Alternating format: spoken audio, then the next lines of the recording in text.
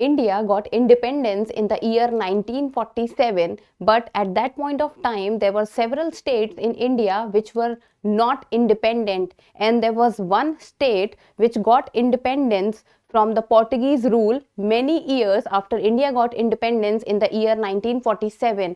And we will be discussing about the state of Goa and about Goa and how Goa got liberation from the Portuguese rule. Hello and welcome to the in-depth series section of Drishti IAS. I am Aisha Singh, and in today's video we will be discussing about the Goa Liberation Day, which is celebrated on 19th of December every year. So about the points of discussion, first we'll be looking at the news, then Goa under Portuguese rule, about the history of Goa's freedom movement, what all events took place, then about what happened after India got its independence in the year 1947, but still Goa was under Portuguese rule, then why the military action was needed to liberate Goa, about Goa's geography, and in the end prelims MCQ. Topic is of relevance from GS paper 1, that is history. You can say that history before independence and history after independence. So the news talks about Goa Liberation Day, why India waited for 14 years after independence to move troops to Goa. So Goa Liberation Day on 19th of December, and why it took 14 years after 1947 to liberate Goa. So we will be discussing in detail about the liberation of Goa. So let us first look at the map and see the geography of Goa. If we will talk about Goa, then Goa is, if we will talk about state wise, then it is the smallest state if we talk about area wise. Area wise smallest, but if we talk about from the perspective of the per capita income, then the people of Goa have the highest per capita income in India. With contrary to it, if we talk about the size of the state, then it is very small. Even the population is very small. So Goa, if we talk about, on the north of it shares its border with Maharashtra, and then the second state with which Goa shares its border is Karnataka, while on the western side it shares its border with the Arabian Sea. So this was about the geography of Goa. So Goa Liberation Day is celebrated on 19th of December every year, and the Indian Armed Forces freed Goa in the year 1961 from the Portuguese rule. So if we talk about the ruling parties which ruled over India, then there were many parties which ruled over India, but the first one to rule over India was Portuguese. Then India after Portuguese were ruled by many other parties also, yeah, like you can say they were ruled by English, they were ruled by French, they were ruled by Dutch, but they were first who came to rule India were the Portuguese. So Indian Armed Forces entered into Goa and freed Goa in the year 1961. And if we talk about the statehood day of Goa, then it is 30th May. And the operation under which liberation of Goa was conducted was named as Operation Vijay. So if we talk about Operation Vijay in Indian history, then it is related to many different sectors, but one of them is about the Goa liberation movement. Then if we talk about Goa under Portuguese, so Goa under Portuguese, Goa became a Portuguese colony in the year 1510. So in the year 1510, Goa became a Portuguese colony, and at that point of time, it was Admiral Albuquerque who defeated the Sultan of Bijapur, Yusuf Adil Shah. So Yusuf Adil Shah was defeated, and then Goa came into the hands of the Portugal. And Goa, Dadar and Nagar Haveli, and Daman and Diu continued as the Portuguese states of India even after 1947. So even though India got its independence in the year 1947, but at that time India got its independence, Goa was still under the control of Portuguese. It did not get independence.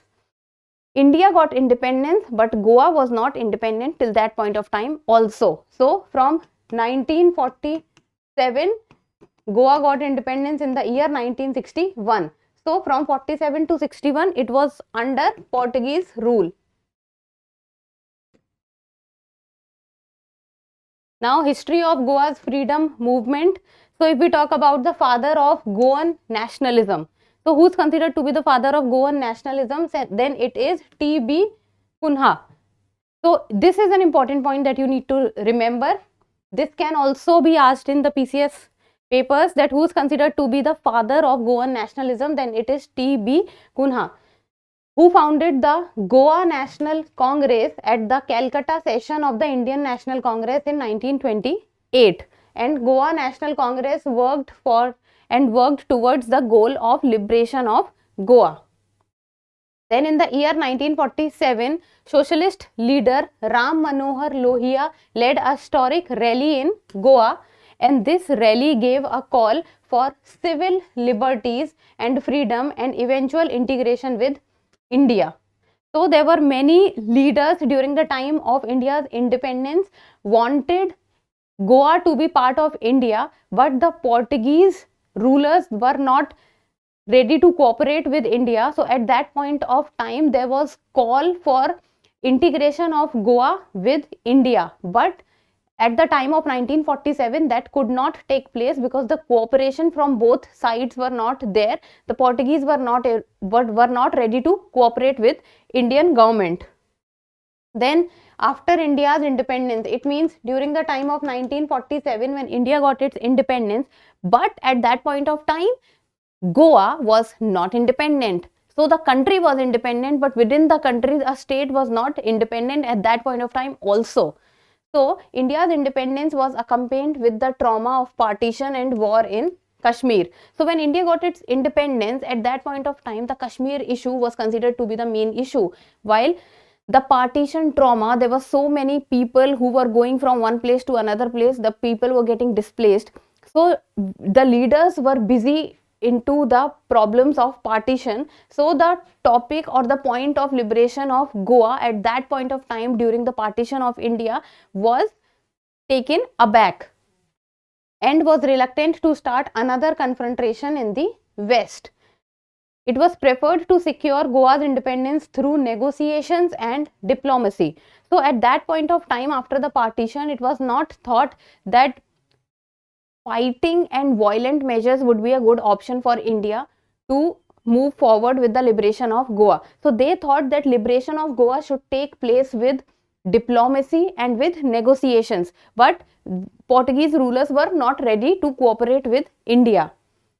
Then the dictator of Portugal, that is Salazar, refused to cooperate with India and declared Indian territories as not colonies but overseas provinces who are integral part of metropolitan Portugal. And this is what angered the Indian government, that the dictator of Portugal first was not cooperating and then he declared Indian territories as metropolitan Portugal. It means parts of metropolitan Portugal. And Portugal by this time had joined NATO also. So the dictator said that if India will attack Portugal, it will be considered an attack on the NATO. And Salazar demanded that any military action by India to be met with a NATO response. And what is NATO's response? NATO's response means if a NATO country is attacked, then it will be considered an attack on the NATO and NATO will respond to it. So this is what angered the Indian government. Now, why the military action was taken by Indian government even though they were ready to cooperate with the Portuguese through negotiations and diplomacy, but seeing Portugal not ready to cooperate with India and then giving the NATO aspect also into the consideration, the military action in the end was considered to be taken. Then in the year 1954, Indian activists took over Dadar and Nagar Haveli, meeting with little resistance, but this also encouraged the freedom fighters in Goa. And the very next year, that is the 1955, thousands of satyagrahis tried to enter Goa but were fired upon by the Portuguese, resulting in 25 deaths. So, in the year 1955, satyagrahis were trying to enter Goa even though they were seeing resistance, but what happened in the end and which took the anger of the government and the people of India to another level was that the that the Indian Satyagrahis were being fired upon and 25 of them were dead.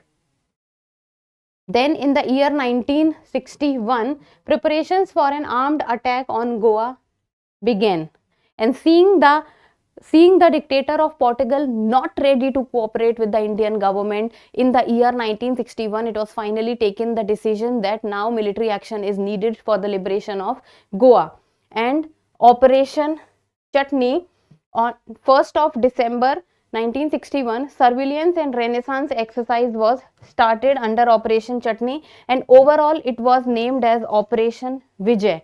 So it was Operation Vijay which worked for the liberation of Goa from Portugal.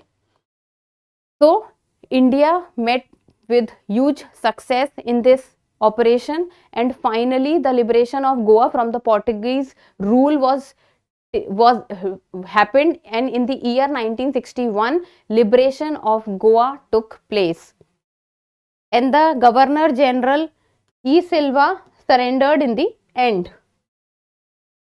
Now in the end, about few of the topics of Goa's geography.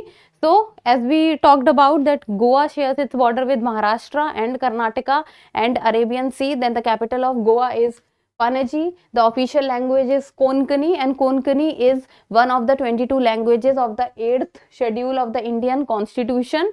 Borders Maharashtra, Karnataka and Arabian Sea. And if we talk about the soil of Goa, then most of the soil of Goa is made up of laterites, and the highest point of Goa is Sonsagore. So this was few of the points about Goa's geography. In the end, a prelims MCQ, and you people need to tell me the answer in the comment section. As we have discussed this question in the video, I would be hoping for you people to answer in the comment section. So the Operation Chutney is associated with liberation of Bengal from English, liberation of Puducherry from Dutch, liberation of Goa from Portuguese, or D, none of the above. So give me the answer in the comment section, and that's all for today. Thank you so much for watching. Till we meet next time, keep reading and keep writing.